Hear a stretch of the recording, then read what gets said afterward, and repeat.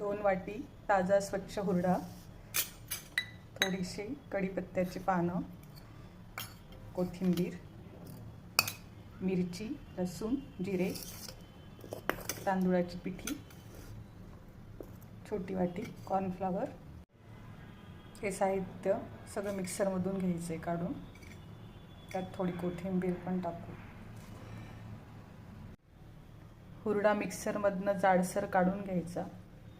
यात बारीक केलेली कोथिंबीर, हिरवी मिरची, लसूण,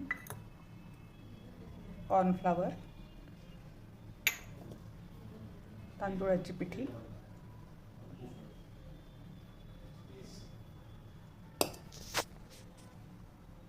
बाइंडिंगसाठी 1 चमचा डाळीचे पीठ,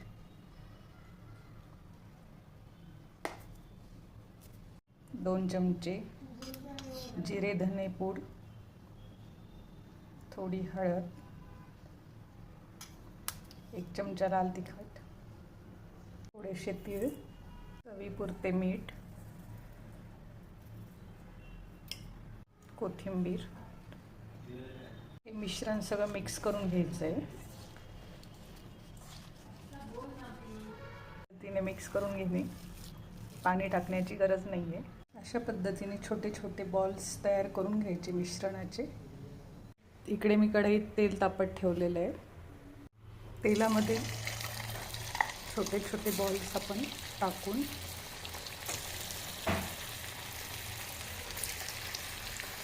मंद आचेवर तळून घेणे. छान मंद आचेवर असे तळून घ्यायचे.